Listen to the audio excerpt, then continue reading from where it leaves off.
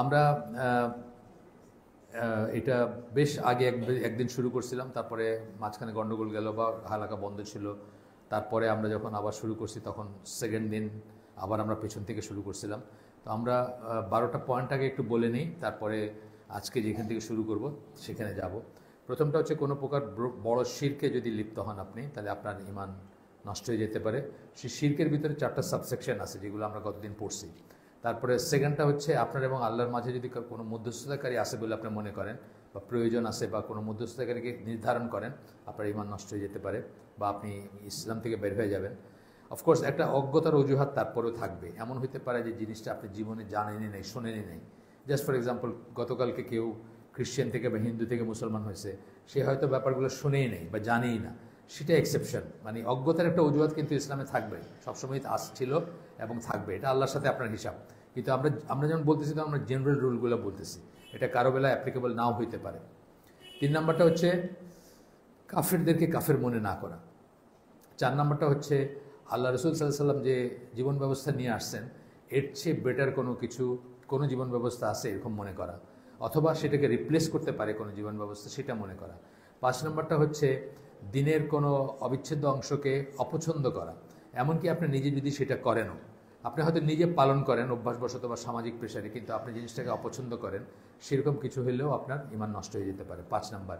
6 নম্বর হচ্ছে দিনের কোনো ব্যাপার নিয়ে হাসি ঠাট্টা বা বিদ্রূপ করা। 7 নম্বর হচ্ছে জাদু টোনা তন্ত্রমন্ত্র ইত্যাদিতে বিশ্বাস করা বা ইত্যাদিতে রিসোর্ট মানে ইত্যাদির কাছে যাওয়া বা হেল্প করা বা এগুলো করা। এইখানে অবশ্য ভবিষ্যৎ গণনার ব্যাপারও, ভবিষ্যতের গণক যারা অথবা যারা এই যে অ্যাস্ট্রোলজার যারা, তাদের কথাও আসবে, আমরা পড়বো পরে, এক্সপ্লেনেশনে গিয়ে আমরা দেখব। 8 নম্বর হচ্ছে মুসলমানদের এগেন্সে কাফেরদের পক্ষ নেওয়া বা তাদেরকে সাহায্য করা।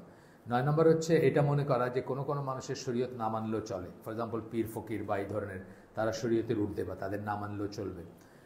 10 নম্বর হচ্ছে দিন থেকে মুখ ফিরায় নেওয়া, by not learning and not practicing. শিখলেন না, প্র্যাকটিস করলেন না, দিন থেকে মুখ ফিরায় নিলেন। 11 নম্বর হচ্ছে দিনের অবিচ্ছেদ্য কোনো অংশকে অস্বীকার করা। আগে বলছিলাম কিন্তু অপছন্দ করা, আর এখন বলতেছি অস্বীকার করা। আর 12 নম্বর হচ্ছে সালাত পরিত্যাগ করা। এটা সবার মতে কুফর না বা সবার মতে না, কিন্তু 3টা ভাগ আছে, এটা নিয়ে আমরা পরে কথা বলবো। 3টা ভাগে মানে 3টা ধারণা আছে ইসলামী ওয়ার্ল্ডে এই ব্যাপারটা নিয়ে। তো আমরা এখন তাহলে আমাদের আজকের পাঠে চলে যাই। আজকের পাঠটা হচ্ছে অবিশ্বাসীদেরকে বা কাফেরদেরকে কাফের মনে না করা। এটা আমাদের দেশে অনেক মানুষ এই দোষে দুষ্ট হবেন এবং অনেক বড় বড় মানুষরা এই ভুলটা করছেন।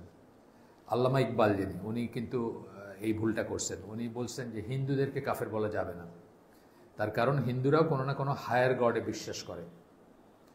এই যে কথাটা বলছে, ওনার মানে ইসলামিক জ্ঞান কতটুকু ছিল এটা নিয়ে অনেক প্রশ্ন আছে।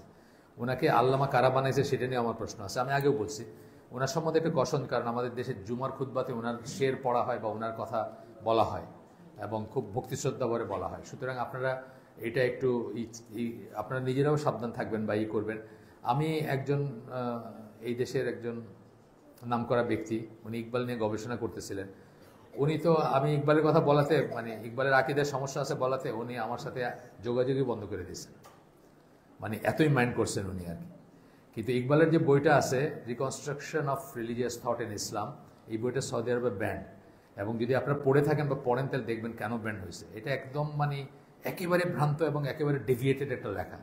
তো সেই লক্ষ্যে কিন্তু আমরা আসলে কাকে প্রেস করতে হয় সেটাও জানি না। আপনি পাকিস্তানের টেলিভিশন দেখবেন, বড় বড় মানে মৌলানারা সব কায়েদে আজমকে করতেছেন প্রেস। পাকিস্তান টিভি দেখবেন, বড় বড় মৌলানা বড় বড় এই কায়েদে আজমের চরিত্র ফুলের মতো পবিত্র বলতেছেন। কায়েদে আজম তো ইসমাইলি শিয়া ছিলেন, পাকিস্তানের কায়েদে আজম যিনি মোহাম্মদ আলী জিন্না। উনি পাকিস্তান যেদিন স্বাধীন হয় সেদিন শ্যাম্পেন দিয়ে সেলিব্রেট করতে চাইছেন, আনটিল তার পিএস বা প্রাইভেট সেক্রেটারি যে সে মনে করে দিয়েছে হুজুর এখন তো রমাদানের টাইম, এখন শ্যাম্পেন দিয়ে সেলিব্রেট করলে মানুষ এটা নেগেটিভলি নেবে আর কি। রমাদান ছিল তখন। মানে আরও অনেক স্টোরি আছে তার নিয়ে, আজকে যাই হোক মারা গেছেন, তার হিসাব আল্লাহর সাথে। কিন্তু ইসমাইলি শিয়া ছিলেন। ইসমাইলি শিয়াদেরকে টেকনিক্যালি শিয়ারাই মুসলমান মনে করেন। আগা খানি যাদের বলি আমরা এখন বলি না, তো ইসমাইলি এদেরকে কিন্তু শিয়ারাই মুসলমান মনে করেন না। আর আমরা কিন্তু তাকে নিয়ে গর্ব করি, বা অনেকেই আমাদের দেশে এখনো আছে, তার ফলোয়ারও আছে এখন, তাকে ভালোবাসার মতো মানুষ আবার সারফেস করছে, দেখা যায়, আমি দেখি আর কি মাঝে মাঝে তার কথা আসে। তো যাই হোক, আল্লামা ইকবালের কথায় গেলাম। ইকবাল হন আর উনি পৃথিবীর শ্রেষ্ঠ, মানে সবচেয়ে নোবেল প্রাইজ পাওয়া সবচেয়ে বড় ব্যক্তি হন। যখন ইসলামের সাথে উনি এলেন না, উনি আমাদের কাছে কেউ না, বা উনি কোনো আমাদের কাছে বড় কিছু না, এটা আমরা মনে রাখবো ইনশাআল্লাহ। তো যাই হোক, আবার ফিরে আসি, কাফেরদেরকে কাফের মনে না করা। তো কাফের বলতে কাদেরকে বোঝায়? দিন ইসলামের বাইরে সমস্ত পৃথিবীর জনসংখ্যা হচ্ছে কাফের, সোজা কথা। আপনার ইসলাম যখন কমপ্লিট হইল, বিশেষ করে বিদায় হজের মাঠে, আল্লাহ যেদিন বললেন যে আজকের দিনে তোমাদের জন্য কমপ্লিট করে দিলাম, এবং রাসূল সাল্লাল্লাহু আলাইহি ওয়াসাল্লামের জীবদ্দশায় কমপ্লিট হয়েছে। এরপরে যে আইদার আপনি একজন মুসলিম, নাহলে আপনি একজন কাফের, কোনো গ্রে এরিয়া নাই, ব্ল্যাক অ্যান্ড হোয়াইট, সাদা অথবা কালো। গ্রে মানে কি? সাদার কালোর মাঝখানে কিছু একটা, এটার কিছু নাই। এবং এটা অনেক দলিল আছে, আমরা দেখব, মানে আমরা কোরআনের দলিল আছে বা অন্যত্র আছে। তো বলতেছেন যে, এবং যেমন ইহুদি এবং খ্রিস্টানদেরকে অনেকে কিন্তু কাফের মনে করেন না। তারা মনে করেন যে এরাও তো এক ধরনের বিশ্বাস, এদের তো নবী ছিল ট্রু, কিতাব ছিল, সেটাও ট্রু, কিন্তু এখন যারা নিজেদেরকে ইহুদি এবং খ্রিস্টান বলবে তারা অতি অবশ্য কাফের। এবং এটার পেছনে দলিল আমরা দেখব, ওই সূরা বাইয়িনার একটা আয়াত আছে, ওইটা শুরুর আয়াতটা দিয়ে লাম ইয়াকুনিল্লাযিনা কাফারু মিন আহলিল কিতাবি ওয়াল মুশরিকিনা, ওইটা একটা দলিল, বা আরও আছে দলিল, আমরা দেখব পরে। তো এখন এটা বুঝতে হবে। এবং এমন মানুষ আছে মুসলমানদের ভিতরে যারা মার্কসিজমকে কুফর মনে করে না, বা সেকুলারিজমকে কুফর মনে করে না। মার্কসিজম এবং সেকুলারিজম কুফর, মানে বাংলাদেশ হচ্ছে একটা বিচিত্র দেশ, যেখানে কমিউনিস্টেরও জানাজা হয়, যেখানে কমিউনিস্টরা হজ করতে যায়। আপনারা দেখছেন নাকি? এই হাসানুল হক ইনু আর ওর নাম কি, রাশিদ খান মেনন, একদম ওই ভিআইপি লাউঞ্জে বসে খেজুর খাইতেছে হজে যাওয়ার আগেই, একদম ইটি পড়া আর কি। আমাদের দেশ পিকুলিয়ার দেশ, এখানে মনিরুল ইসলাম বাদনের অথবা আরিফুল হক জাসদের মাইরে ফেললো, যে এসে কুষ্টিয়াতে গুলি করে মাইরে ফেললো, হ্যাঁ, আরিফুল হক, এরা কিন্তু পাড় কমিউনিস্ট আর কি, বা পাড় বামপন্থী যেটাকে বলে, মার্কসিস্ট কমিউনিস্ট যাই বলেন, এদেরও জানাজা হয় আমাদের এখানে হুমায়ুন আজাদেরও জানাজা হয়েছে, তাই না? মানে কি বিচিত্র দেশ আমাদের এটা, মানে জানাজা পড়ার মানুষ অলওয়েজই পাবেন আপনি।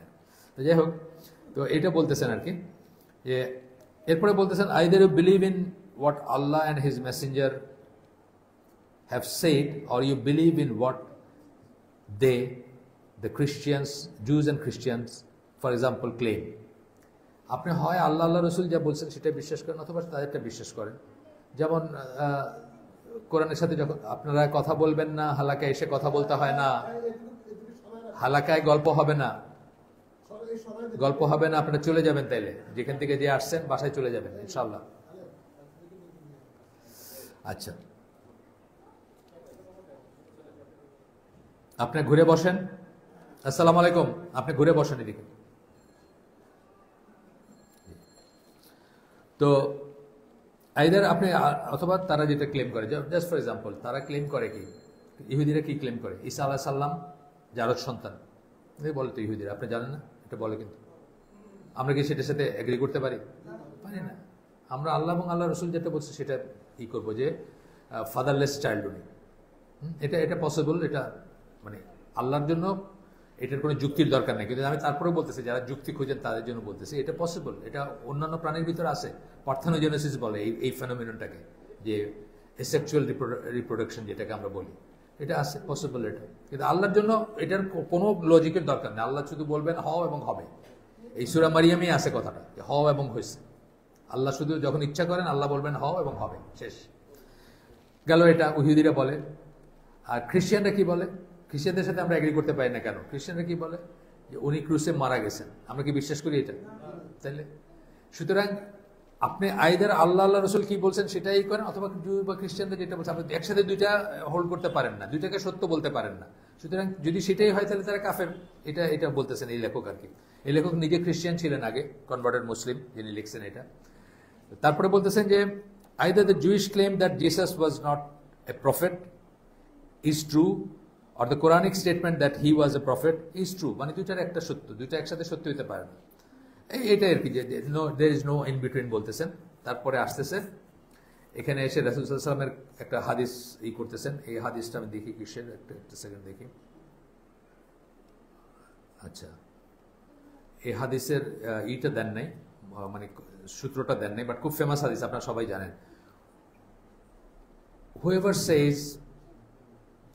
says there is nothing worthy of worship other than Allah, আল্লাহ ছাড়া ইবাদতের যোগ্য কোনো সত্যিকার ইলা নাই, এটা যে বলবে, and denies everything বা rejects everything that is worshipped beside Allah, আল্লাহ ছাড়া আর যা কিছুর ইবাদত করা হয় সেটাকে অস্বীকার করে, then his wealth and blood are inviolable and his reckoning will be with Allah. এই দুইটা জিনিস যদি বলে তাহলে তার রক্ত এবং তার সম্পদ আমাদের জন্য হারাম, মানে সেগুলো আমরা ভায়োলেট করব না, তাকে হত্যা করতে পারবো না, তার সম্পদ আমরা নিতে পারবো না, তার সম্পদ আমাদের জন্য জায়েজ না নেওয়া, এবং তার বাদবাকি হিসাব হচ্ছে আল্লাহর সাথে। আচ্ছা, এরপরে সূরা বাকারার 256 নম্বর আয়াত বলতেছেন এখানে, সেখানে বলতেছেন whoever disbelieves in all false gods, সকল মিথ্যা ইলাতে যে অবিশ্বাস করবে এবং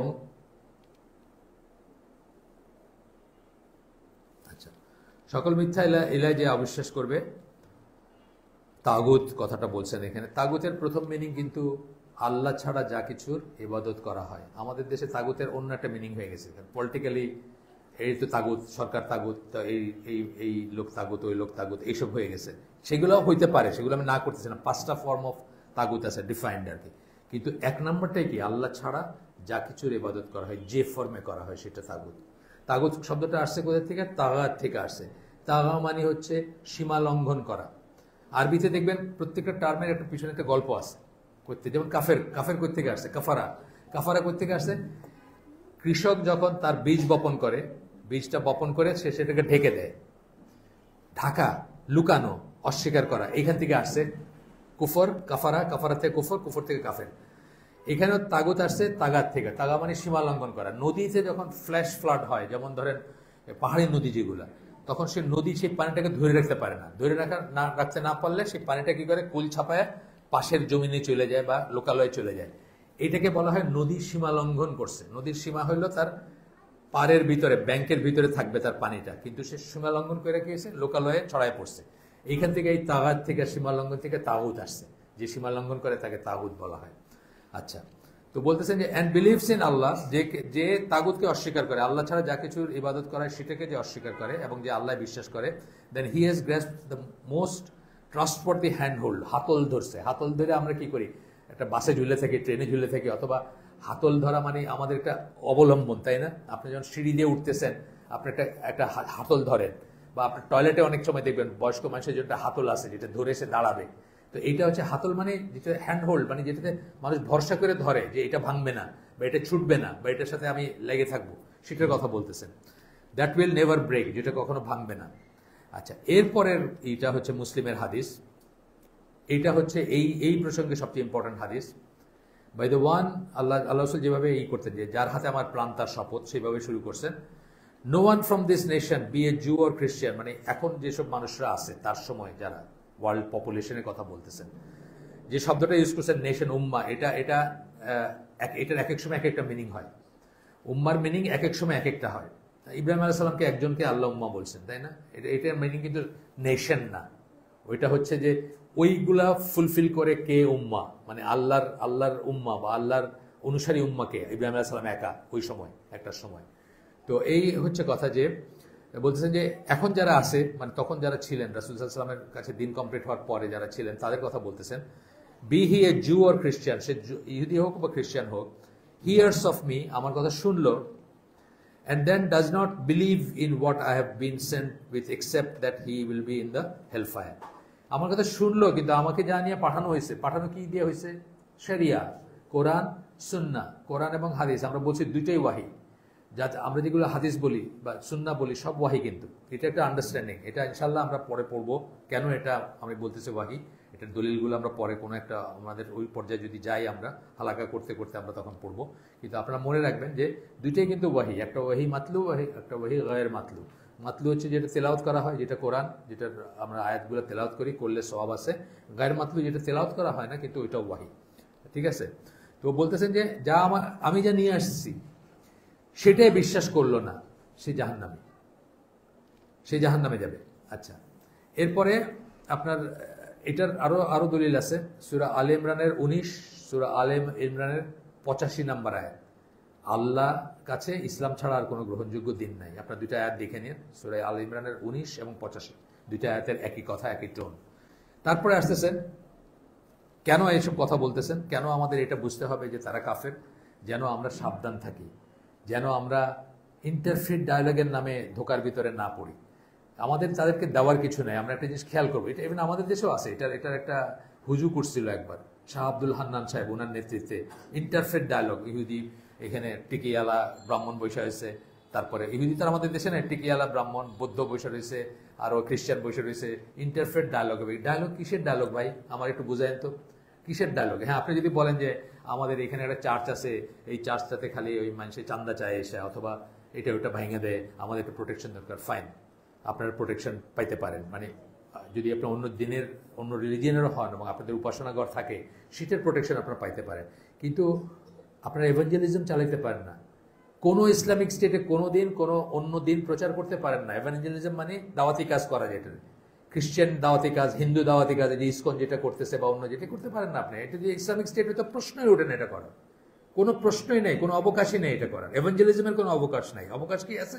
আপনার একটা উপাসনালয় আছে, হ্যাঁ, সেটা গভর্নমেন্ট আপনাকে দিবে, তারও একটু কন্ডিশন আছে অনেক। আপনি অবশ্যতা স্বীকার করবেন, জিজিয়া কর, এখানকার নিয়ম কানুন মানবেন, তারপরে আপনাকে করা হবে। শুনতে যত খারাপই লাগবে, this is what Islam is. আপনার পছন্দ হোক আর না হোক, এটাই ইসলাম। এভাঞ্জেলিজমের কোনো নাই। আপনি বৈশা দিন পালন করবেন, আমার ছেলেরা গিয়া নাচ গান দিয়া, মেয়ে দিয়া ভুলাই নিয়ে, তারপরে স্কলারশিপের কথা বললে তারা খ্রিস্টান বানাবেন। এখানে কি করতেছে ভাই? নটরডেম কলেজ আর সেন্ট জোসেফ স্কুল কি করতে আসছে এখানে? ওয়াইডব্লিউসিএ কি করতে আসছে এখানে? আপনারা আমি ইসে থাকি, যে গ্রিন রোডে থাকি, ওখানে একটা ওয়াইডব্লিউসি শাখা আছে। সকালবেলা দেখবেন ইয়া লম্বা দাঁড়িয়ে আলা, মাথায় টুপি আলা ভদ্রলোক, সব নেকাব হিজাব পরা মহিলা একদম প্যারেড করতে করতে মেরে নিয়ে দিয়ে আসতেছে। তা আপনি তো নেকড়ের কাছে ছাগলের বাচ্চা দিয়ে আসতেছেন। ওরা কি করতে আসছে এখানে? ও তো বলতেছেই যে ওরা ইয়াং ওমেন্স খ্রিস্টান অ্যাসোসিয়েশন, ওরা এখানে মিশনারি। ওরা মিশনটা কি? আপনাকে খ্রিস্টান বানাইতে চাইতেছে ওরা। আপনার এটা বোঝাতেও কোনো কষ্ট হওয়ার কথা না। কিন্তু আমাদের দেশটা যেহেতু ইসলামিক স্টেট না, সুতরাং আমাদের গভর্নমেন্টও বুঝে না, আমাদের গভর্নমেন্টের শীর্ষ ব্যক্তিরা তারাও কিছু বুঝেন না। মনে করেন যে লাকুম দিনুকুম ওয়ালিয়া দিন। আমাদের শীর্ষ ব্যক্তিরা লাকুম দিনুকুম ওয়ালিয়া দিন বলেন এই সেন্সটাতে, যে তারা তাদের মতো ঠিক আছে, আমরা আমাদের মতো ঠিক আছে। নজবিল্লাহ, এটা হলো একেবারে ভ্রান্ত একটাই। লাকুম দিনুকুম ওয়ালিয়া দিন হচ্ছে তাকফিরের সূরা। তাকফিরের সূরা। আপনি তাকফির করতেছেন সবাইকে, যারা মানে কোনো অ্যামালগামেশন নাই, কোনো গিভ অ্যান্ড টেক নাই। আপনার সাথে আপনি কতটুকু আমার, আমি কতটুকু আপনার করি, এটার কোনো স্কোপ নাই। আপনি জানেন তো, মানে দিনের শেষ ইবাদতটা হচ্ছে আল্লাহ রাসূল সাল্লাল্লাহু আলাইহি ওয়াসাল্লাম কি করতেন? বিতরের নামাজে অথবা ফজরের ইশে ইউজুয়ালি কি করতেন? সূরা কাফিরুন এবং সূরা ইখলাস দিয়ে পড়তেন। সূরা কাফিরুন হচ্ছে তাকফিরের সূরা। আপনি তাকফির করতেছেন, ইসলাম ছাড়া, মুসলিম ছাড়া সবাই আছে, সবাইকে আপনি কাফির বলতেছেন। তোমার সাথে আমার কোনো গিভ অ্যান্ড টেক নাই বলতেছেন। কিন্তু আমাদের দেশে এটা একদম লিডার থেকে নিয়ে সবাই বলে যে তার ধর্ম তার, আমার ধর্ম আমার, এটা মানে বুঝে এটা, মানে আমরা একসাথে থাকবো, পাশাপাশি সেটা করবো, আমি আমারটা করি, তা না। ব্যাপারটা হলো তাকফির। তোমার সাথে আমার কোনো গিভ অ্যান্ড টেক নাই। তোমার আমি কি দিব? তুমি ইন্টারফেথ ডায়ালগ করবো আমার সাথে, আমি কি দিব? আমার দেওয়ার কিছু নাই। তুমি যদি বলো যে কোরআনের 6000 সামথিং আয়াত আছে, তার ভিতরে আপনি একটা আয়াত শুধু বলেন, যে আমাকে বলেন, একদিন মুসলমানকে বলেন যে এই আয়াতটা খালি বলো যে এটা ইমপ্লিমেন্ট করবা না, আর বাকি সব আমি মাইনে নিতে, পারবে না? একটা আয়াত, একটা শব্দ পারবেন রিমুভ করতে? একটা শব্দ সরাই দিই, যে একটা শব্দ সরাই দেন, এই শব্দটা আমাদের মনে লাগে, খুব কলজিয়া লাগে, সরাই দেন, পারবেন? পারবেন না। জিহাদের কথা ছেড়েই দিলাম, ওটা তো অনেক বড় জিনিস। সুতরাং ইন্টারফেথ ডায়ালগ কি হবে আপনার?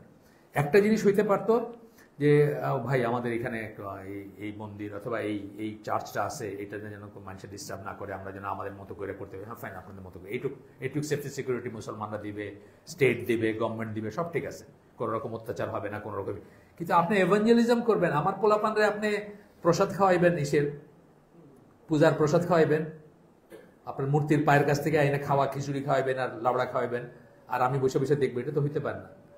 আমাদের দেশে এই বুঝটা নাই কারো। এই জন্য এভাঞ্জেলিজমের 19টা ডিনোমিনেশনের চার্চ, এটা বলতেছে আমি 2012-13 কথা, আমি একটা রিসার্চ করছিলাম, এটার উপর পড়াশোনা করছিলাম। 19টা ডিনোমিনেশনের চার্চ এখানে কাজ করে বাংলাদেশ। 19টা সাবসি, বুঝছেন, লুথারান, সেভেন ডে অ্যাডভেন্টিস, আরো কি কি আছে না, এই বর্ন এগেন খ্রিস্টিয়ান, তারপরে ক্যাথলিক, তারপরে প্রোটেস্টান্ট, অনেক অনেক অনেক সেক্ট আছে ওদের। মর্মন টর্মন অবশ্য নাই বোধ হয়, মর্মন টর্মন একটু রেয়ার, কিন্তু অন্যরা আছে। 19টা ডিনোমিনেশন চার্চ এখানে কাজ করে, এবং যারা নিজের দেশে দিন পালন করতে পারে না, দিন প্রচার করতে পারে না, তারা এসে এখানে আপনার এভাঞ্জেলিজম করে, এখানে এসে মানুষের দাওয়াত দেয়। নিজের দেশে পারে না, কিন্তু ডেনমার্কের আছে, এখানে চার্চ আছে, ডেনিশ চার্চ আছে, নিজের দেশে করতে পারে না, তাদেরকে মানে ঠেঙ্গায় দিবে ধরে, সেকুলার দেশ এগুলো, এখানে এসে করে তারা। যাক, বিসাইডস দ্য পয়েন্ট, হঠাৎ মনে হইলো যে ইন্টারফেথ ডায়ালগটা বিশাল ধোকা, বুঝছেন, আমাদের এগুলো আমাদের হুজুররা বুঝে না, চট করে চলে গেছে, পাশাপাশি বসছে, বলে না আমরা তো ভাই ভাই সব। আপনি একটা অমুসলিমকে ভাই ডাকতে পারেন না, এই যে কাফের দিকে কাফের মনে না করা, ভাই ডাকতে পারেন না, মন্টু দা মানে মন্টু ভাই কইতে পারেন না, বুঝছেন কথাটা? বলতেছেন আমরা সবাই ভাই ভাই, কালকে পরশু তো দেখলাম সব ভাইরা, আমাদের হিন্দু ভাইরা, খ্রিস্টান ভাইরা কালকে বলতেছে আমরা ভাই ডাকতে পারেন না। ওয়ালাল বারা পড়ে দেখেন, আপনি কোন কাফের মুশরিককে ভাই ডাকতে পারেন না। আল ওয়ালাল বারা ডক্টর সালাল ফৌজানের পড়বো আমরা এখানে ইনশাল্লাহ একদিন। আপনি কাফের মুশরিককে ভাই ডাকতে পারেন না, মিস্টার অমুক ডাকেন, অথবা আমাদের দেশে কি দাদা ডাকে না, দাদা ডাকে, বাবু ডাকে, আছে না, বাবু ডাকে, দাদা ডাকে, দেখেন বাবু দাদা ডাকে। কাফেরকে ডিস্টিংক্টলি দেখে বোঝা যেতে হবে কাফের, এটাও ইসলামিক স্টেটের একটা আগে ছিল আর কি, তাকে দেখে বোঝা যেতে হবে যে সে কাফের। অ্যামালগামেশন যেন না হয়। আমার মেয়ের সাথে 6 মাস পূরণ করার পরে আমি জানলাম যে ও এটা তো আসলে অন্য জিনিস। আসে না নামগুলো আজকে এরকম না, মুসলমানের নামও সঞ্জয়, ওর নামও সঞ্জয়, হ্যাঁ, ইউনিভার্সিটিতে পড়তেছে, ইন্টারন্যাশনাল রিলেশনস, দোস্তি।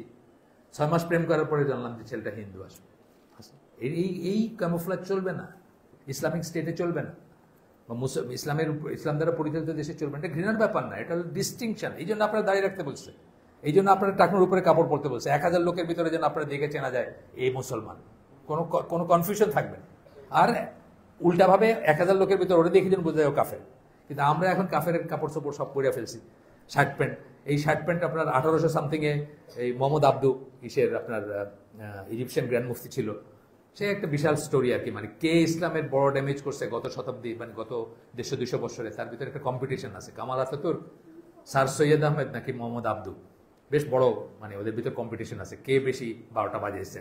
তো মোহাম্মদ আব্দু সম্ভবত, কারণ তার পজিশনটা ছিল ওরকম, ইজিপ্টের গ্র্যান্ড মুফতি, বুঝছেন না, আল আজহার ইউনিভার্সিটির রেক্টর ছিল। তো সে জায়েজ করছে আপনার শার্ট প্যান্ট পরা, তার আগে এগুলোকে হারাম মনে করতো। তার আগে শার্ট প্যান্ট কোট এগুলো পরা, হ্যাট পরা, এগুলোকে হারাম মনে করতো, কারণ ওটা কাফের সদৃশ্য ছিল এটা, সেই জন্য মনে করতো। যাই হোক, যেটা আবার ফিরে আসি যে গিভ অ্যান্ড টেক না, এটা এই ট্র্যাপে পড়বেন না, কোনো ইন্টারফেট ডায়ালগ নেই। হ্যাঁ বলেন যে শান্তির জন্য, সেফটি সিকিউরিটির জন্য বলেন, কোনো আপত্তি নেই, সেটা ঠিক আছে। এখনকার কিছু কিছু জিনিস ঠিক আছে, যে আচ্ছা ঠিক আছে, এদেরকে এরা এইটুকু এদের রাইট আছে, এই রাইটটা কেউ ভায়োলেট করবে না, সেই রাইটটা ওয়েল ডিফাইন্ড থাকবে, ওর ভিতরে সীমাবদ্ধ থাকবে, ঠিক আছে। কিন্তু এভাঞ্জেলিজম বলতেছে আমি প্রচার করা, যেটা এটা ইসলামিক স্টেটে একেবারে নিষিদ্ধ। এবং with the exception of Saudi Arab, Iran, আমার মনে আফগানিস্তানও হবে এখন হয়তো, আর বাকি সবখানেই এভাঞ্জেলিজম আছে। কিন্তু আর আমাদের দেশ তো খনি, আমাদের দেশ তো মুসলমানরা ওই ঝিনাইদহে বোয়ালমারিতে জল ঢাকা হলো নীলফামারিতে, এগুলোতে কত মুসলমানরা অলরেডি তারা খ্রিস্টান বানায় ফেলছে, আপনার হিসাব দেখবেন গিয়ে। 350 পরিবার, আমি একবার জলঢাকা গেছিলাম, এর দেখতে গেছিলাম, 350 পরিবার, এদেরকে বলেন মুসলমান নমশূদ্র বলে, আর মুসলমান শিডিউল কাস্ট বলে, মানে এরা হলো বেদে টেদে এই শ্রেণী আর কি, মানে একেবারে এদের কবরেরও জায়গা নাই। নীলফামারী ওইসবে যদি 2টা শ্রেণী, একটা হলো জমিদার যারা ছিল, মুসলমান জমিদারি, যার কাছে আমি গেছিলাম, যার 2500 বিঘা জমি ছিল ওনাদের, 2500 বিঘা।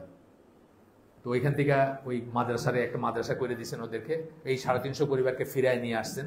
আহসান সামথিং চৌধুরী ওনার নাম ছিল, আমি ভুলে গেছি। উনি তবলিগপন্থী ছিলেন, ওনার এগেন্স্টে খ্রিস্টানরা কেস করছে যে এই 350 ফ্যামিলিকে ফিরায় নিয়ে আসছেন যে এই জন্য। তারপরে ওদেরকে উনি জায়গা দিচ্ছেন, কবরস্থানে জায়গা দিচ্ছেন, মাদ্রাসার জায়গা দিচ্ছেন। ওইরকম একটা মাদ্রাসা ভিজিট করতে গেছিলাম আমি এক শীতের রাত্রে আর কি। তো দেখলাম যে অন্যরকম করবো, 150 বিঘা জায়গা নিয়ে হাউস অফ গড, মানে খ্রিস্টান মিশনারি জায়গা। তখন এমন একটা অবস্থা ছিল যে আপনি 150 বিঘা জমি নিয়ে বলেন যে আল্লাহর ঘর, আপনার পরের দিন আপনি বাংলাবাই হয়ে যাবেন, এরকম অবস্থা ছিল না আমাদের দেশে। কিন্তু তাদের বেলায় নাই। এই যে ডবল স্ট্যান্ডার্ডটা, আমরা আশ্চর্য লাগে যে সৌদি আরবের এই যে এত পাওয়ারফুল এরা, এদের অনেক লিভারেজ ছিল। আজকে এখনো যদি সৌদি আরব বলে যে ইন্ডিয়ান কোনো প্রোডাক্ট আমরা নিব না, কালকে পায়ে ধরবে, ঠ্যাঙ্গে ধরবে গিয়ে সৌদি আরবের। আজকে যদি বলে যে ইন্ডিয়ান কোনো মানুষকে আমরা এমপ্লয় করবো না, কালকে ঠ্যাঙ্গে ধরবে সৌদি আরবের। এই অবস্থা। খালি একটা 3য় শ্রেণীর রাজকুমারী হিন্দাল কাসেমি, হিন্দাল কাসেমি বলছিল খালি একটা কিসের প্রোটেস্ট করছিল, সাথে সাথে তো কাপাকাপি ছুটে গেছে। কত রকম করে তারা মানে এটার এই করছে, একটা কারে জানি স্যাকও করছে, যে এই বিজেপির কে একটা জানি কথা বলছিল তাকে স্যাকও করছে, একটা রাজকুমারী, তাও শারজা বা ওইরকম মানে আপন মেয়ে না, বাতিজি বা এরকম কিছু আর কি। সে তারপরে সে বলতেছে আমি তো মনে প্রাণে ইন্ডিয়ান, মানে ইন্ডিয়ান সবকিছু আমার ভালো লাগে, কিন্তু এটা টু মাচ, মানে সে ইয়োগা করে, সে এই আর কি, মানে ওই লাইনের, কিন্তু সে আর নিতে পারে না এটা, যে যেমন ভাবে মুসলমানদের এগেছে ডিসইনফরমেশন ছড়াচ্ছে, সে বলছিল এটা টু মাচ, এই জন্যই কিন্তু খবর হয়ে গেছে। আজকে যদি যেগুলো পাওয়ারফুল ছিল, বিশেষ করে সৌদি আরব, বিশেষ করে এমিরাতে মানে কত ইন্ডিয়ান আছে এটার কোনো হিসাব নাই।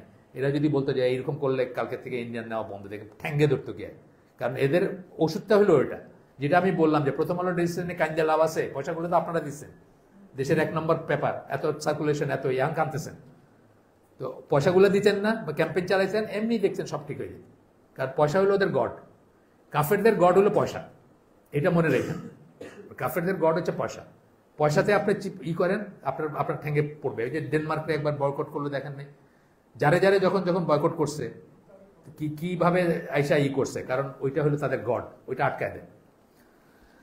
শেষ আয়াতটা পড়ি এই প্রসঙ্গে, নেভার উইল, সরি একটু গল্প হয়ে গেল না, অনেক গল্প হয়ে গেল। আসলে তাড়াতাড়ি করে এটা লেখা শেষ করে কি হবে যদি আপনারা কিছু বাড়িতে না নিয়ে যান, এখানে শুনলেন, শুনে গেলেন, গিয়ে আবার বাদাম চিবাইতে শুরু করলেন, চা খাইতে শুরু করলেন, এভরিথিং ইজ ওকে, এভরিথিং আগের মতো, তাহলে তো লাভ নাই। একটু চিন্তা করবেন, আপনারা দুইটা কথা খারাপ লাগলেও চিন্তা করবেন, শুনতে যদি কঠোর লাগে তাহলেও চিন্তা করবেন যে আচ্ছা কি করলো, এগুলো তো কোনো শুনি নাই, আচ্ছা দেখি একটু গিয়ে। আর কালকের থেকে আর প্রণব দা বা প্রণব ভাই ডাকবো না আর কি, ওটা চেঞ্জ করবো, বা ভাই ডাকবো না আর কি। আসেন, ওয়ালাল বারা কিন্তু ফরজ বা ওয়াজিব, এটা অনেকে আমরা জানি না। আল ওয়ালা ওয়াল বারা হচ্ছে ফরজ বা ওয়াজিব, ইসলামের ফরজ বা ওয়াজিব একটা জিনিস। এবং আপনি যে লা ইলাহা ইল্লাল্লাহ বুঝছেন, তার শর্তগুলো আমরা এখানে পড়ছি।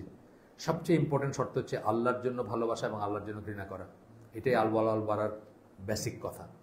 সুতরাং আল্লাহর এক্সিসে যে আছে আপনি তাকে ভালোবাসবেন। আমার একদিন জিজ্ঞেস করতেছিল জাফর ইকবাল নিয়ে আমার মতামত কি, আমি বলতেছিলাম যে বিয়ারিংয়ের চাক্কার উপরে কাঠের, দেখছেন না বিয়ারিংয়ের চাক্কা দিয়ে গাড়ি বানায়, পা কাটা যে ফকির মসজিদের সামনে ভিক্ষা করে, ও আমার কাছে জাফর ইকবাল হচ্ছে শ্রেয়, কারণ ও মুসলিম আর ও হচ্ছে কাফের বা আত্মস্বীকৃত কাফের, নিজেকে নাস্তিক বলে আর কি।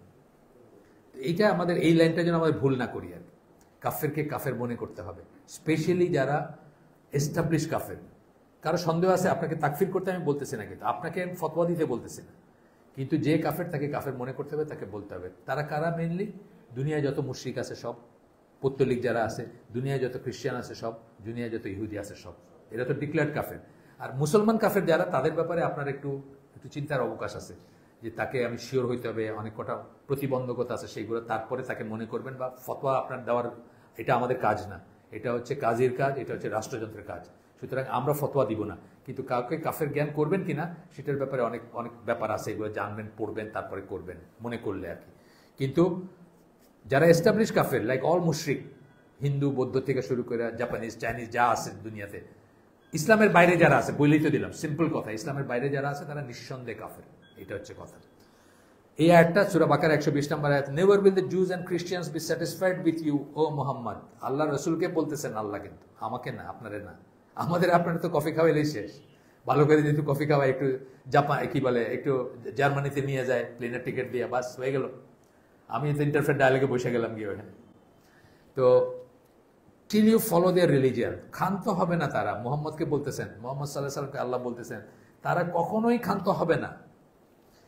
Till you follow their religion, যতক্ষণ তুমি তাদের ধর্ম অনুসরণ করতে না শুরু করবা। এক্স্যাক্টলি তাই ঘটতেছে এখানে, যতক্ষণ না হবে টানাটানি চলতেছে আমাদের নিয়ে আর কি, কে কাটটা করাবে আমাদের দিয়ে। সে বলো, মোহাম্মদকে বলতেছেন, মোহাম্মদ সাল্লাল্লাহু আলাইহি ওয়াসাল্লামকে বলতেছেন বলো, আল্লাহ বলতেছেন বলো, verily the guidance of Allah, that is the only guidance. আল্লাহর হিদায়া বা পথ নির্দেশনা হচ্ছে একমাত্র পথ নির্দেশনা, এর বাইরে কিছু নাই। And if you were to follow their desires, আবার রসুলকে বলতেছেন যে যদি তুমি তাদের হাওয়া, তাদের মন যেটা চায় সেটাকে যদি ফলো করতে যাইতা বা যাও, after what you have received of knowledge, জ্ঞানের যা কিছু তোমার কাছে আসছে তারপরে, অর্থাৎ কোরআন তোমাকে দিছি, সুন্নাহ দিছি তারপরে, then you would have against Allah neither any protector nor any helper. আল্লাহর থেকে তোমাকে কোনো প্রোটেক্টর বা হেল্পার রক্ষা করতে পারবে না। আল্লাহর থেকে তোমার কোনো নাসির নাই, মানে তোমাকে প্রোটেক্ট করবে এমন কেউ নাই, তোমার ওয়ালিও নাই। দুইটা শব্দ ইউজ করছেন, ওয়ালি এবং নাসির দুইটাই।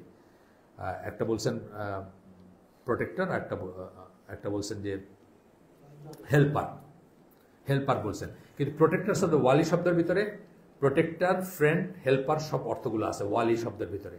গার্ডিয়ান সবকটা আছে ওয়ালির ভিতরে। ওয়ালি আসছে ওয়ালার থেকে, ওই যে আল ওয়ালা ওয়াল বারা বললাম, ওইখান থেকে ওয়ালি আসছে। ওয়ালির প্লুরাল হচ্ছে আউলিয়া, যেটা আমাদের দেশে আবার একটা বিশেষ শ্রেণীর মানুষকে মনে করে। আচ্ছা, এই পয়েন্ট গেল আমাদের। 3 নম্বর পয়েন্ট আমরা শেষ করছি। 4 নম্বর পয়েন্টে আসবো। তার আগে উনি কিছু কথা বলছেন, এগুলা একটু ইম্পর্টেন্ট কথা। এটা সেকেন্ড খুতবাটা, ফার্স্ট খুতবাটা শেষ, সেকেন্ড খুতবাটা বলতেছেন এটা যে বলতেছেন যে ফ্রম আগের খুতবার কথা বলতেছেন, ডাজ নট কাফের হওয়ার জন্য এটা এমন কোনো শর্ত না যে আপনি সকল ইসলামের কাজ বা ইবাদত ত্যাগ করবেন, এটা কিন্তু কোনো শর্ত না। এখানে আমরা একটা ভুল করি। আপনি 99% ইসলাম পালন করতেছেন, একটা পয়েন্টে আপনি কাফের হয়ে যেতে পারেন, এই 1%-এর জন্য কাফের হতে পারেন। জাস্ট ফর এক্সাম্পল বলতেছি যে আমি অন্যতর বলবো, পরে আসবে কথাটা, সুদের কথাটা আমি বলি। সুদের ব্যাংকিং, সুদের চাকরি আমাদের অনেকে বাধ্য হয়ে করে। অনেক মানুষ আছে যারা বাধ্য হয়ে করে। সে আর কিছু শিখে নাই, সে আর কিছু জানে না, তার বাসায় 14টা প্লেট পড়ে, সে কোনো চাকরি পাচ্ছে না, অল্টারনেটিভ কিছু পাচ্ছে না, তার সেই ইমানের জোর নাই, সে বাধ্য হয়ে করতেছে সুদের চাকরি, ব্যাংকে ধরে সুদের ব্যাংকে চাকরি করে। কিন্তু সে মনে প্রাণে বিশ্বাস করে যে সুদটা হারাম, আল্লাহর কাছে নীরবে কাঁদে যে আল্লাহ আমাকে এখান থেকে বাইর করে নেন, আমি গুনার ভিতরে আসি। সে কিন্তু মুসলিম, সে ফাসিক হইতে পারে কিন্তু সে মুসলিম। আরেকজন মানুষ জীবনে সুদ খায় নাই, কিন্তু সে মনে করে সুদটা ঠিকই আছে, এটা কোনো খারাপ কিছু না, সে কিন্তু কাফের। তফাৎটা বুঝছেন? তফাৎটা, হ্যাঁ। তো এরপরে বলতেছে যে এই জন্য বলতেছেন যে that leaving Islam does not necessitate, এটা 6-এর পরে সি-এর পরে এস, তো ওই শ্যামবাজারের শশীবাবু শশা খেয়ে ওই রকম হয়ে যায়, তাড়াতাড়ি বলতে গেলে চলে আসে। যাই হোক, that one leaves all of it, সবটুকু ছেড়ে দিবেন ইসলামের, এটার দরকার নেই। এটা না, এটা যেন ভুল না করি আমরা, যে আমি তো অনেক কিছু করি, আমি তো নামাজ পড়ি, রোজা রাখি, হজ করি, সব করতেছি, কিন্তু আপনি 40 বছর আগে অলরেডি কাফের হয়ে গেছেন, এটা আপনি জানেনও না। এই জন্য এটা জানা দরকার। All of it and does not practise any part of it, এমন কোনো কথা নাই যে কিছুই করে না সে, এরকম হইতে হবে এমন কোনো কথা নাই। Instead, one might still be practicing parts of Islam and calling himself a Muslim. সে ইসলাম পালন করতেছে, নিজেকে মুসলিম বলতেছে, while in reality he has some characteristic, কিছু বৈশিষ্ট্য আছে তার ভিতরে, বিলিফ অর অ্যাকশন, কিছু বৈশিষ্ট্য আছে, বিশ্বাস আছে, অথবা কাজ আছে, কতগুলো কাজ আছে, কুফর অফ অ্যাকশন আছে, কুফর অফ বিলিফ আছে, এগুলো আমরা পরে ডিটেলস পড়বো ইনশাল্লাহ। That has taken him out of the fold of Islam, possibly without his recognition of that fact. এটাই হলো ভয়ঙ্কর কথা, যে সে বোঝেও নাই সে ইসলামের বাইরে চলে গেছে, সে বোঝেও নাই যে চলে গেছে। এটার অজ্ঞতার অজুহাত একটা থাকতে পারে, আগেই বলছি, আমি আবারও বলতেছি, থাকতে পারে। আমাদের ভিতর কেউ যদি এরকম করে থাকি, যেমন আমি তো শাহজালালের মাজারে গেছি, আমি তো মুসলমানই ছিলাম তখন, শাহজালালের মাজারে গেছি, বউ নিয়ে গেছি প্রথম বিয়ের পরে, আমার বয়স তখন 22+। বউরে কইছে যে once in a life time আইসো, যা চাওয়ার চাই এনো আজকে। শিরক না? শিরক তো ইমান বিনষ্টকারী বিষয় না? অফকোর্স ইমান বিনষ্টকারী বিষয়। কিন্তু আমি কি কাফের হয়ে গেছি? হই নাই, কারণ আমার অজ্ঞতার অজুহাত ছিল। আমি যখনই বুঝছি তখনই আমি আবার ইমান দোহরাইছি। ইমান দোহরাইতে গেলে কোনো কাজই কোনো মানুষের সামনে করতে হবে এমন কোনো কথা নেই।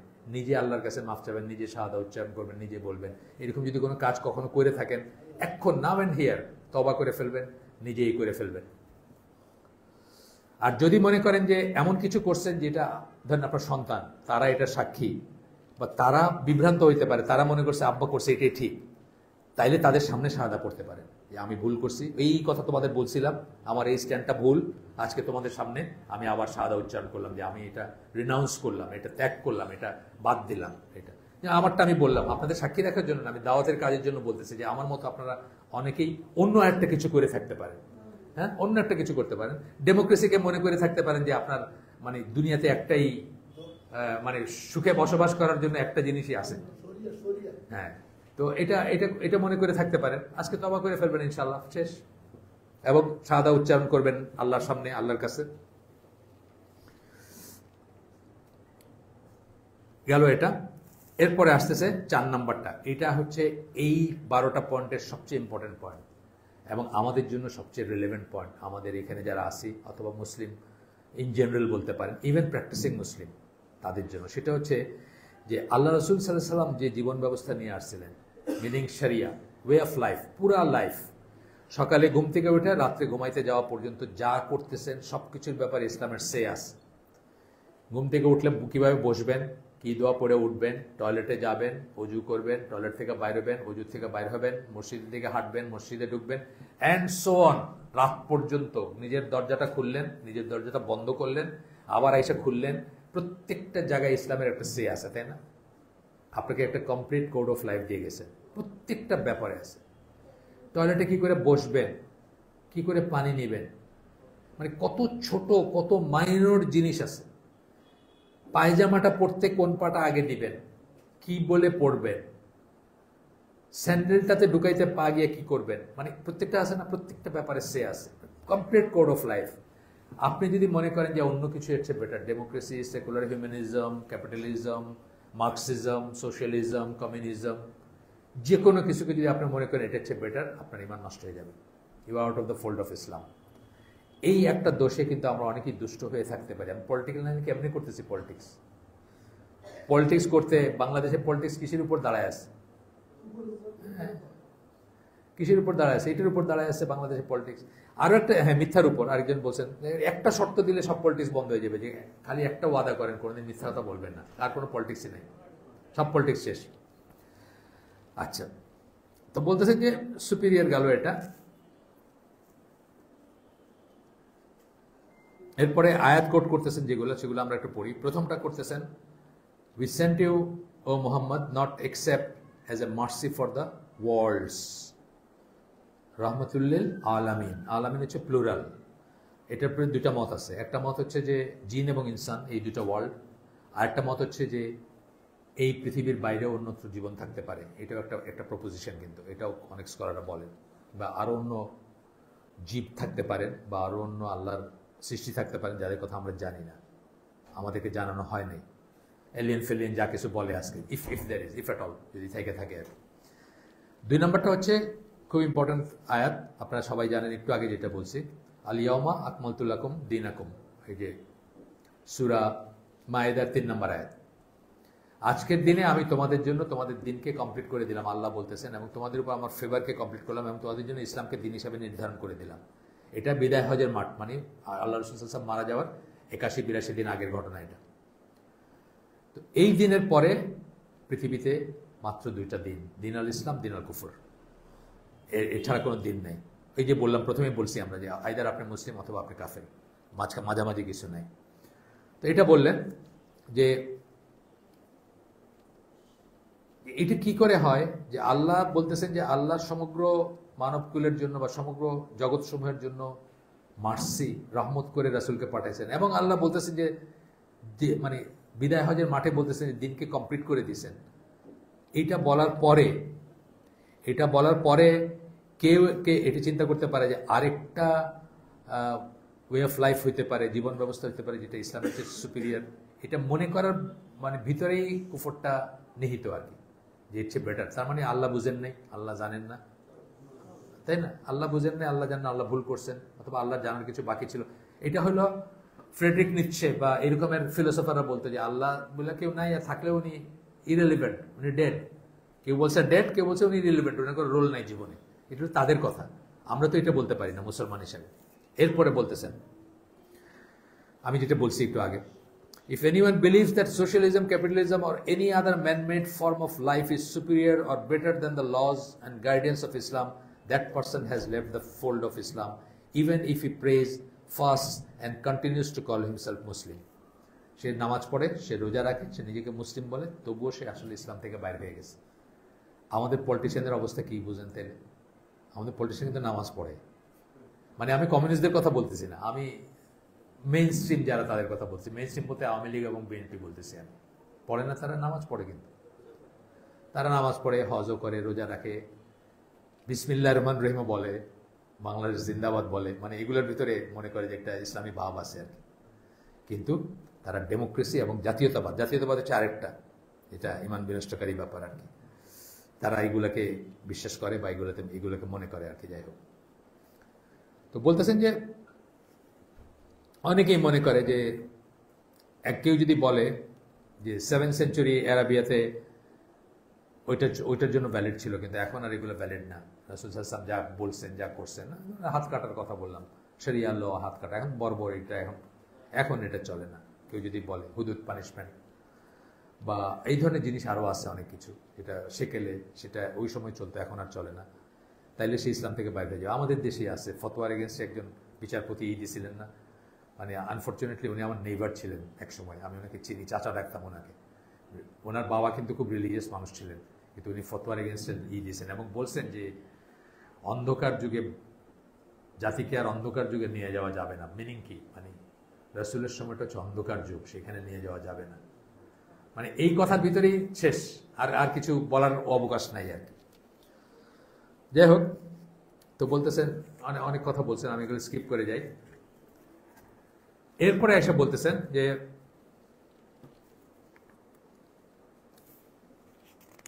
অনেকেই বলে, অনেকেই মনে করে, ইফ এনিওয়ান স্টেটস, অনেকে বলে এই কথাটা, পারভেজ হুদবয় কয়েকদিন আগে বাংলাদেশে এসে ঘুরে গেছে, নাম শুনছেন? পাকিস্তানি ফিজিসিস্ট, সত্যেন বোসের একটা প্রোগ্রাম হয়েছে ঢাকা ইউনিভার্সিটিতে, ওইটাতে আসছিল।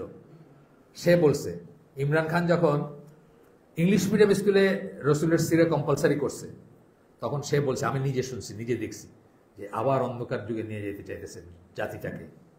ইংলিশ মিডিয়ামে সব এলিট পোলাপানরা পড়তেছে, তাদেরকে সিরা পড়ানোর কি দরকার? সিরার থেকে কি শিখবে তারা? বুঝছেন? এই শ্রেণীর মানুষ এখানে পড়বে। If anyone states that Islam is the reason Muslims are falling behind, এরা কি বলছে? এরা বলছে ইসলামের জন্য এরা পিছিয়ে পড়ে যেতেছে। ইংলিশ মিডিয়ামে পড়বে, 10x স্পিডে পড়াশোনা করবে, চাটাং চাটাং ইংলিশ বলবে, হ্যাঁ, আপনার শেলি আর কিটসের কবিতা থেকে উদ্ধৃতি দিবে, শেক্সপিয়ার থেকে উদ্ধৃতি দিবে। সরি, আপনি মিন করতেছি না, আপনি তো ইংলিশ পড়ান, সেই জন্য আপনি আমার দিকে তাকে হাসতেছেন, এই জন্য আমার মনে হলো ইংলিশ অ্যাজ ল্যাঙ্গুয়েজ পড়াটা ফাইন, কোনো সমস্যা নেই, অ্যাজ ল্যাঙ্গুয়েজ। লিটারেচার পড়া একটা মানে আর ল্যাঙ্গুয়েজ পড়া একটা মানে, এটা কিন্তু আপনার তফাৎ করবেন অলওয়েজ। লিটারেচার পড়া মানে চিন্তায়, চেতনায়, শয়নে, স্বপনে, নিদ্রায়, জাগরণে তাদের ধ্যান করবেন আপনি। আর ল্যাঙ্গুয়েজ পড়া হচ্ছে just to send across message. আমি আমার কথা যেটা বলতেছি আমি বোঝাইতে হবে না। ঢাকার রাস্তায় আমারে কইলো যে কি শুনতেছি তোমাদের দেশে নাকি তোমরা সব হিন্দুরে মাইরে ফেলতেছো, ধরেন বিবিসির একটা সাংবাদিক আসছে ওইখান থেকে। এখন আমার কমিউনিকেট করতে হবে না, এইটুকু ইংলিশ জানলেই আমার হবে। আমার ওই শেলিয়ে কিডস পড়ার দরকার নেই, আমার শেক্সপিয়ার পড়ার দরকার নেই, এইটুকু জানলেই এনাফ। অবশ্যই অবশ্যই পড়ায়। আমার মেয়ে আমার জাহাজে করছে, মেসেজ পাঠাইছে, আব্বা আমি কি ইংলিশ লিটারেচার পড়তে পারি? বললাম না, প্রশ্নই ওঠে না, ল্যাঙ্গুয়েজ পড়তে পারো। মানে সেটা একটা স্টোরি। যাই হোক, কোনোদিন বলবো কেন আমার মেয়ে ended up in English medium, সেটার অনেক স্টোরি। বাংলা মিডিয়াম স্কুল তারা নিতে চায়নি, সে হিজাব করবে, এটা কোনো বাংলা মিডিয়াম মেইন স্ট্রিম স্কুলগুলো, ভালো ভালো নাম করা স্কুলগুলো বলছে যে না, এইভাবে আসবে আপনার মেয়ে, আমরা নিব না। তখন শমশের আলীর ওয়াইফ আর জামিলুর রেজা চৌধুরীর বোন দুজনে মিলে একটা স্কুল খুলতেছেন ধানমন্ডিতে, মেরি কুরি নাম স্কুলে। ওনারা আমার ওয়াইফের ডাইকা বলছে যে তোমার মেয়েটারে দেও, যেভাবে ইচ্ছা সে আসবে, আমরা কোনো ইন্টারফেয়ার করবো না। That's how my daughter ended up in English medium. নাহলে আমি যেখানে ইংলিশ মিডিয়ামে গেছে পিচ করি, আমার মেয়ে ইংলিশ মিডিয়াম পড়ার প্রশ্নই ওঠে না এখন। এইভাবে সে ইংলিশ মিডিয়ামে গেছে। যাই হোক, বিসাইডস দ্য পয়েন্ট, জাস্ট একটু করে বললাম আপনাদের।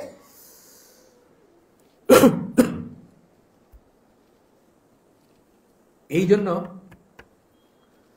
ইসলাম ইজ দ্য রিজন, ইসলামের জন্য আমরা পিছায় পড়তেছি। অনেক মানুষ মনে করে এটা। আমাকে আমার বড় ভাই মুরব্বী ব্রিগেডিয়ার তোবারক হোসেন বেগ, 41st PM এর, মানে উনি সিনিয়র, রিটায়ার করছেন। ওনার বাসায় আমি হালাকা করতাম ফর অ্যাবাউট 6-7 ইয়ার্স। বৃহস্পতিবারে হালাকা করতাম। তো উনি অনেক বিষয়ে আমার পরামর্শ নিতেন বা করতেন। তা আমি এই যে সবুজ উদ্যোগ যে কনসেপ্টটা, এটা কিন্তু আমার ব্রেন থেকে আসা। এই কনসেপ্টটা আমি নিজে করতে পারি নাই তখনও, বা আমি যুক্ত ছিলাম না সবুজ উদ্যোগের সাথে প্রথম যখন শুরু হয়, কিন্তু আমি প্রিচ করতাম এবং আমি চাইতাম যে মানুষ এরকম এই লাইনে চিন্তা করুক। তো ওনার কাছে ওনার জুনিয়র ওনার আন্ডারে সার্ভ করছে, কিন্তু র্যাঙ্ক বোধহয় লেফটেন্যান্ট কর্নেল এরকম র্যাঙ্ক, তারা রিটায়ার্ড ব্যবসায়ী, তারা ব্যবসা নিয়ে মশওয়ারা করতে আসবে। উনি আমাকে খবর দিয়েছেন যে আসেন ভাই, একটু ওদের সাথে কথা বলবেন, ওদেরকে একটু বলবেন। তো আমি গেলাম, গিয়ে তাদেরকে জিজ্ঞেস করলাম তাদের আইডিয়া অফ ব্যবসা কি। তো ওনারা বললেন যে তখন চিন্তা করতেছেন, রাওয়া এই এখনকার বিল্ডিংটা তখন বানানো হচ্ছে, হয় নাই, মানে স্ট্রাকচার শুরু হয়েছে আর। তো ওনারা বললেন যে ভাবতেছি এখানে একটা ফ্লোর নেব, নিয়ে এটার একটা পার্টি সেন্টার মার্কা বানায় ভাড়া দিব আর কি। তা আমি বললাম এটাতে তো অন্টারপ্রিনারশিপের কিছু নাই, এটাতে তো কোনো এফোর্ট নাই, এটা তো যার পয়সা আছে সে কিনে ফেলায় রাখতে পারে। আপনারা দিনের জন্য কিছু করেন, ইসলামের জন্য, ওনার নামাজ টামাজ পড়েন, ওনারা মানে রিলিজিয়াস, সো কল্ড কোট আন কোট রিলিজিয়াস, ইসলামের জন্য কিছু করেন। আপনারা এরকম একটা হালালান তাইবান একটা চেইন গড়ে তোলেন, যেখানে মানুষ, যেমন আমাদের দেশে ইভেন মুরগির মাংস, ইভেন গরুর মাংস, ইভেন রুটি, আপনার লাচ্ছা সেমাই, আপনার তেল, যে কোনো জায়গার তেল খাইতেছেন, কোনটা হারাম কোনটা হালাল খাইতেছেন আল্লাহ জানেন, আমি জানি না। এটা নিয়ে একটা লেখা আছে আমার সমকালীন অপ্রসঙ্গ বইতে আছে, বা একটা ইসে উঠছিল আপনার পেপারে, নিউজ পেপারে উঠছিল এক সময়। তো আমি এটা যখন ওই যে আগের বার যখন বিএনপি পাওয়ারে ছিল, মিস্টার নিজামের কাছে পাঠানোর ব্যবস্থা করছিলাম যে উনি যেন বিএসটি এর সাথে এটা জুড়ে দেন যে হালাল না হারাম, এটা খাদ্যদ্রব্যের ব্যাপারে করতে হবে। সেটা আগায় নাই, সেটা কোনো মতে হয়তো কাজ করে নাই, সেটা অন্য জিনিস। কিন্তু আমাদের দেশে কিন্তু খুবই ফিতনার ভিতর আছি আমরা। তা আমি ওনাকে বোঝানোর চেষ্টা করলাম যে আপনারা একটা খোলেন, একটা চেইন খোলেন, যে চেইনে আপনারা নিজের মানে পুরা মানে ইটা আপনারা দেখবেন, পুরা লাইন আপটা আপনারা দেখবেন, মানে ওইখানে মুরগি কি ফিড খাইতেছে, কি খাওয়াইতেছে ওদের, ওইখান থেকে নিয়ে জবাই করলো কিনা ঠিক মতো, স্কিন করলো কিনা ঠিক মতো, প্রত্যেকটা জায়গায় ইসলামের সে আছে। তারপরে এই পর্যন্ত দেখেন, আমি 20 মাইল দূরে গিয়ে হলে আপনার দোকান থেকে কিনে নিয়ে আসবো খাবার। আপনি বিফের বেলায় করেন, আপনি ডিমের বেলায় করেন, আপনি আরো যেসব জিনিস হারাম ঢুকে সেগুলোর বেলায় করেন। ওনারা আমারে বললো এই জন্যই তো ইসলামের কিছু হয় না, এই জন্যই মুসলমানদের কিছু হয় না। মানে আমি বিজনেস বুঝি না, রাওয়া ক্লাবের একটা ফ্লোর কিনা যদি ভাড়া দিয়ে দেন, টাকা ক্যাশ টাকা আসবে মাসের শেষে, ওইখানে মদ খাক আর নাচুক আর গান গাক আর পার্টি করুক, আমার কি আসে যায়? এই তো ব্যাপারটা, যুক্তিতে তো এটাই। সবচেয়ে অথর্ব মানুষগুলো বাড়ি বাড়ি দিয়ে খায় না। আমি আমার কথা বলি, আমি দুনিয়ার সবচেয়ে অথর্ব মানুষের একজন। আমি অনেক কিছু করার চেষ্টা করে সব ফেল করছি, তারপরে আমি এখন বাড়ি বাড়ি দিয়ে খাই। কিন্তু যারা উদ্যোক্তা, তাদের উচিত নেই এইসব চ্যালেঞ্জ নেওয়া।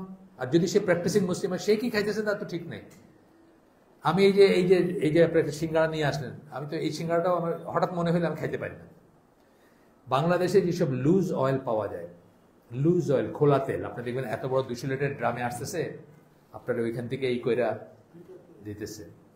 এগুলা হলো ওয়েস্টার্ন ওয়ার্ল্ডে ডিপ ফ্রাইড তেল, যেগুলো ম্যাকডোনাল্ডস বলেন, বার্গার কিং বলেন, হ্যাঁ, A&W বলেন, ডিপ ফ্রাই করে না, শুয়োর বিজায়া উঠালে শুয়োরের বার্গার, শুয়োরের হ্যাঁ, ওগুলো কালো হয়ে যায় কিন্তু তেলগুলা। ওই তেলগুলা বাংলাদেশে আসে বাল্কে, খুব সস্তায় আসে। সেগুলোকে এখানে আয় না, কালারটাকে সাফ করে ওই তেল আপনাদের খাওয়ায় রেস্টুরেন্টগুলায়, সিঙ্গাড়ায়, সমোসায়, কাবাবে খায় ওই তেল। চিন্তার ব্যাপার আছে না?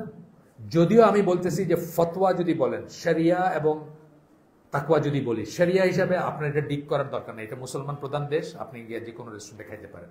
কিন্তু আপনার যখন মনে হবে যে এই দেশে সবচেয়ে সস্তায় এই তেলটা পাওয়া যায়, তাহলে একজন যে সিঙ্গাড়া বেচতেছে রাস্তায় বসে, সে কি আপনার লিগে গিয়ে সিল তেল খুঁজবে নাকি ওই সস্তাটা খুঁজবে? ভেরি লাইকলি সস্তাটা খুঁজবে। তাহলে আপনি কি খাইতেছেন? এই জিনিসটা খুব ইম্পর্টেন্ট না?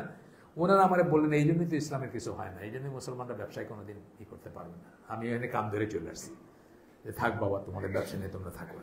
আর উনিও খুব অফেন্ডেড ফিল করছেন। উনি তো ওনার সিনিয়র ব্রিগেডিয়ার সাহেব, উনি আমাকে ডাইকে নিয়ে গেছেন, ওদের কাছে আমি আমার প্রপোজিশনটা বলবো, কিন্তু ওদের রিয়েকশন ছিল এইটা, এই কথাই বলতেছেন এখানে। Islam is the reason Muslims are falling behind in the world and they must abandon what Islam is teaching in order to become civilized and developed. Civilized হবে এবং ডেভেলপড হবে না, উন্নত হবে না। এইটা যদি কেউ মনে করে he has committed কুফর, সে কুফর করলো যে মনে করবে এটা। আমেরিকাতে আছে অনেক মুসলিম তারা প্রিচ করে যে ইহুদিরা কি করে আমেরিকাকে কন্ট্রোল করতেছে, আমরা সেটা করলে পারি। কি করে করতেছে ইহুদিরা? সমস্ত শুরিখানা, মদ খাওয়ার জায়গাগুলো এবং সমস্ত পর্নোগ্রাফি, সমস্ত হলিউডের সমস্ত ফিল্ম ইন্ডাস্ট্রি, এটা তারা নিয়ন্ত্রণ করে অশ্লীলতার মাধ্যমে, মদের মাধ্যমে, মাদক দ্রব্যের মাধ্যমে। নিজেরা কিন্তু খায় না, নিজেরা কিন্তু ওইসব করে না। একটা ইহুদি দেখবেন নিউ ইয়র্কে 14টা বাচ্চা পিছিয়ে নিয়ে হাঁটতেছে, ওই লম্বা দাড়ি, কালা ইয়ার মাথায় একটা ইয়ার মুলকা ওই ক্যাপ করা আছে, কিন্তু আপনারা নষ্ট করতেছে। কিন্তু মুসলমানরা এখন আফসোস করতেছে যে আমরা এরকম করতে পারি না, দেখে আমরা পিছিয়ে আসি। এই হামজা ইউসুফের একটা লেকচারে শুনছিলাম, 3,500 লিকার স্টোর আছে শুধু শিকাগো শহরে, যেটা মুসলমানরা চালায়। লিকার স্টোর, অফ লাইসেন্স সব বলে, যেটা মানে সন্ধ্যার পরে খোলা থাকে, গেলে আপনি মদ কিনতে পারবেন আর কি। ওইগুলো তো ওগুলার ক্যাশ বাক্সের উপরে লেখা ইয়া রাব্বি, মানে আল্লাহ যেন বরকত দেন আর কি। তাদের যুক্তি হলো আমরা তো খাই না, ভাই কাফেররা খায়, কাফেররা খায়, কাফেররা কিনে, আমাদের কি, আমরা তো খাই না। এটা কি জায়েজ নাকি? আপনি যেটা হারাম এটা কাফেররা খাওয়াইতে পারেন নাকি? না, পারেন না। আপনার জন্য যেটা হারাম এটা কাফেরের জন্য হারাম, আপনি তাকে খাওয়াইতে পারেন না। হারাম কি আপনার জন্য আলাদা নাকি? এটা তো ইহুদি সুন্নাহ। তো এই ইহুদি সুন্নাহ ফলো করতেছে না, দেখে আফসোস করতেছে, এই জন্য আমাদের কোনো উন্নতি হয় না। বসুন্ধরায় ঢোকার যে রাস্তাটা আছে না, ওইখানের গল্প শুনছি।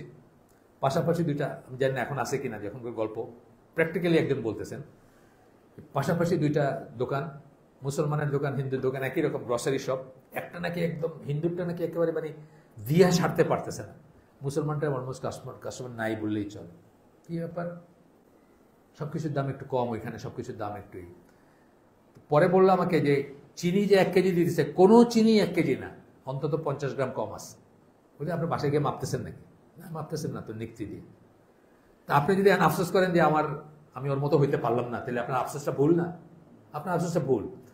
সিলেটে জামাতে ইসলামের এক আমার ছোট ভাই হয় আর কি, রুকন, সিলেট ইস্টের আমির ছিল এক সময়, এখন কি জেলে ছিল আমি জানি না, বাইরে কিনা। তাকে সব পার্টির কথায় সে আপনার স্কুলের প্রিন্সিপাল ছিল একটা, ওইটা ছাইড়া ল পড়া বারে জয়েন করছে।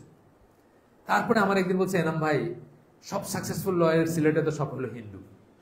তার কারণ হলো মিশা কথা বলতে তো 1 সেকেন্ডও লাগে না। এখন আমি যদি আফসোস করি যে আরে ও এত সাকসেসফুল, আমি হইলাম না, আমার সমস্যা আছে না? আমার জানা উচিত সেটা। এরপরে সূরা মায়েদার 44 নম্বর আয়াত, ফেমাস আয়াত, আপনারা জানেন, whoever does not judge by what Allah has revealed such are disbelievers, তারা হচ্ছে কাফের। এই আয়াতটা কোট করতেছেন। তাহলে জাজ করতে হবে কি দিয়া? আল্লাহর দিয়া। আরেকটা কথা বলি আপনাদের, আমার হায়াতে কুলাবে কিনা আরেকদিন নাও বলতে পারি, সেটা হলো ইনারই লেখা একটা বই আছে, বই না, একটা পিস আছে, যেখানে উনি বলতেছেন যে অনেক সময় আমরা না বুঝে ডেভেলপমেন্ট কথাগুলো বলি। যে কোনো ডেভেলপমেন্ট মুসলমানদের জন্য হইতে হবে তার ভ্যালুজ এবং গোল, এই দুইটা যদি ঠিক থাকে তবে সেটা ডেভেলপমেন্ট। ভ্যালুজ মানে কি? আমার কতগুলো মূল্যবোধ আছে, আমি ঘুষ খাবো না, আমি ঘুষ দিব না, আমি সুদ খাবো না, আমি সুদ দিব না, আমি মিথ্যা কথা বলবো না, মিথ্যা কথা বলাবো না কাউকে দিয়ে, এগুলো আমাদের ভ্যালুজ না? গোল কি আমাদের? আল্লাহর জমিনে আল্লাহর কথা সুপ্রিম হবে, এটা হচ্ছে আমাদের গোল। এইটার কন্ট্রারি যদি কোনো কিছু হয় সেটা হইলো কাউন্টার ডেভেলপমেন্ট, ওটাকে আমরা ডেভেলপমেন্ট হিসেবে কনসিডার করতে পারি না, করবো না, এটা উনি বলছেন। উদাহরণ ধরেন, আপনার একটা বয়লার এসে পড়ে রয়েছে চিটং পোর্টে, কাস্টমস ঘুষ চায়, আপনি চিন্তা করলেন ঘুষ চাইছে $1,000, আর ওই বয়লারটা যদি আইনা আমি কাশিমপুরে বসাই দিতে পারি, বা শফিপুর আছে না গার্মেন্টসের সাম্রাজ্য, তাহলে প্রতিদিন আমার $1,000 লাভ হবে। তা আপনি চিন্তা করলেন, এটা প্রোডাক্টিভিটি চিন্তা করে আপনি বললেন যে স্পিড মানি $1,000 দিয়েই দিলাম, বয়লারটা ঢাকায় চলে আসলো, কমিশন হয়ে গেল, এবং আমি $1,000 করে ওখান থেকেই হবে। $1,000 না, $1,00,000 পার ডে যদি প্রসিড হয়, তাইলেও আপনার জন্য ওই $1,000 ঘুষ দেওয়া জায়েজ না, এটা হলো ইসলাম। আর যদি আপনার ডেভেলপমেন্টের দোহাই দিয়ে ওইটা করেন, উন্নতির দোহাই দিয়ে ওটা করেন, ওটা হলো আমার জন্য কাউন্টার ডেভেলপমেন্ট, কারণ ওইটা আমাকে করাপ্ট করতেছে, আমার মূল্যবোধের এগেনস্টে যাচ্ছে, সুতরাং এটা আমি করতে পারি না। ডেভেলপমেন্টের সংজ্ঞা হচ্ছে এরকম ইসলামে। সবসময় চিন্তা করবেন, যখনই আপনাকে এই যে এনজিওগুলো এসে আমাদের দেশটা শেষ করে দিছে, কিসের নামে করছে? ডেভেলপমেন্টের নামে করছে। আমাদের মেয়েদের ঘর থেকে বাইর করছে, আমাদের মেয়েরা সংসার করবে না, আমাদের মেয়ের গৃহবধূ হবে না। এই যে লক্ষ লক্ষ গার্মেন্টস কর্মচারী, এটা নিয়ে আমার অনেক সমালোচনা আছে, গালিগালাজ করছে অনেক আমাকে, দেশটারে উন্নতি দেখতে চাই না, এটা করতে চাই না, কিন্তু সামাজিক স্ট্রাকচারটা ভাঙে পড়তেছে, আপনারা বুঝেন, দেখেন, আপনারা খেয়াল করে দেখেন। এবং কারা ভাঙে পড়তেছে, কাদের স্ট্রাকচার ভাঙতেছে? যারা লোয়েস্ট স্টার্টা যেটাকে বলি, সবচেয়ে আনুভূমিক বলি আমরা, যেটা মানে বেস লেভেলের মানুষ, যাদের উপরে কিন্তু দেশটা দাঁড়ায় থাকে, তারা বুঝে না, দিন খুব ভালো বুঝে না, কিন্তু ওই দিনের বিরুদ্ধে কিছু করা যদি দেখে চলে তারা কিন্তু প্রথম সারিতে গিয়ে প্রোটেস্ট করে। সেই মানুষগুলোকে আপনি নষ্ট করে দিচ্ছেন। আজ থেকে 20 বছর আগে কল্পনা করা যাইতো না যে একটা মেয়ের গ্রামে আউট অফ ওয়েডলক একটা বাচ্চা হবে, বিবাহ বহির্ভূত একটা বাচ্চা হবে, কল্পনা করা যাইতো না 20 বছর আগে গেছে। এখন দেখেন বহু বাচ্চা গ্রামে বড় হইতেছে, শহরে আইসা লিভ টুগেদার কইরা বাচ্চা প্রডিউস করছে, সেটার বাপমার কাছে রেখে আসছে, বাপমা নাতি নাতনি পালতেছে, কিন্তু আসলে সেটা যার সন্তান। এইভাবে আপনার ম্যাট্রিক্স যেটাকে বলি, ভূমি যেটাকে বলি, যার উপর সমাজটা দেশটা দাঁড়ায় আছে, এটাকে নষ্ট করে দিচ্ছেন। আপনার ক্ষেত নষ্ট করে দিচ্ছে, ক্ষেত বলে না, ক্ষেত নষ্ট করে দিচ্ছে। নষ্ট ক্ষেতে নষ্ট ফসল হবে। ধোতরার গাছে কোনোদিন আপেল হবে না, ধোতরাই জন্মাবে। আপনার সব শেষ করে দিচ্ছে কিসের নামে? All in the name of development and economy. কিন্তু বোঝার ব্যাপার আছে, মুসলমানদের ঘিলু খরচ করার ব্যাপার আছে এখানে। Actually, this kind of kufr on a wide scale is relatively new in the world of Islam. এই কুফর, এই শ্রেণীর কুফরটা যে আল্লাহর মানে এই যে মনে করা যে ইসলামের জন্য আপনার পিছায় পড়তেছেন, ইসলামী জিনিসপত্র মানলে মানে 1 মিনিটে আমি শেষ করে দিব। আমরা যেখানে যতটুকু আল্লাহ দিয়েছেন ততটুকু সেখান থেকে আগামী দিন কি করবো।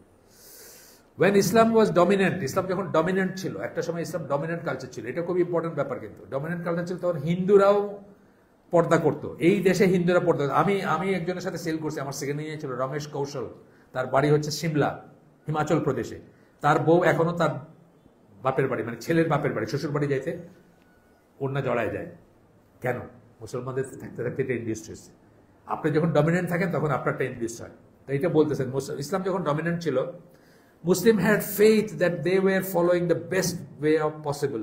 তাদের বিশ্বাস ছিল যে তারা সবচেয়ে ভালো জীবন ব্যবস্থাটা ফলো করতেছে। However, when the West became to dominate Muslim lands and when Muslims started measuring things only with the view of material progress, যখন ওরা আমাদেরকে শাসন করতে শুরু করলো এবং শুধুমাত্র ম্যাটেরিয়াল প্রোগ্রেস দিয়ে আমরা সবকিছু বিচার করতে শুরু করলাম, কোনটা ভালো, কোনটা এফেক্টিভ, কোনটা সাকসেসফুল, এটা যখন করতে শুরু করলাম, তখন কি হলো? দে বিগান টু কোয়েশ্চেন ইসলাম। তখন তাদের মনে ইসলাম নিয়ে সংশয় চলে আসলো। তখন জন্ম হলো কামাল আতাতুর্কের, মোহাম্মদ আব্দুর এবং স্যার সৈয়দ আহমদের। They began to call for the abandonment of Sharia. শরিয়াকে ত্যাগ করার জন্য তারা আহ্বান করতে শুরু করলো। And the following of the Western laws, এবং পশ্চিমা আইন ফলো করার জন্য করলো। In essence, they called for abandoning Islam. কিন্তু আসলে তারা কিসের দিকে ডাকছে আপনাকে? ইসলাম ত্যাগ করার দিকে ডাকছে, কাফের বানানোর দিকে ডাকছে আপনাদেরকে। Following the ways of Jahiliya. এবং এখনো কিন্তু ডাকতেছে। এই দেশের ডেমোক্রেসির কথা শুনতেছেন না? খালি আমাদের লম্বা লম্বা দাঁড়িয়ালা মানুষরা কইতেছে না যে গণতন্ত্র সমুন্নত রাখতে তারা এই আন্দোলন করে এখন চেষ্টা করে যাইতেছে সবকিছু। হ্যাঁ, আল্লাহ আমাদেরকে তৌফিক দেন। সুবহানাকা আল্লাহুম্মা ওয়া বিহামদিকা আশহাদু আল্লা ইলাহা ইল্লা আনতা আস্তাগফিরুকা ওয়া আতুবু ইলাইক। আমরা যে শুনলাম তার ভিতরে ভালো কিছু শুনে থাকলে সমস্ত প্রশংসা আল্লাহর, আলহামদুলিল্লাহ। খারাপ কিছু শুনে থাকলে সমস্ত ব্যর্থতা আমার এবং সেটা শয়তানের তরফ থেকে। আল্লাহ আমাদেরকে তৌফিক দিন যা ভালো শুনলাম তার উপর আমল করার। আসসালামু আলাইকুম ওয়া রাহমাতুল্লাহি ওয়া বারাকাতুহু।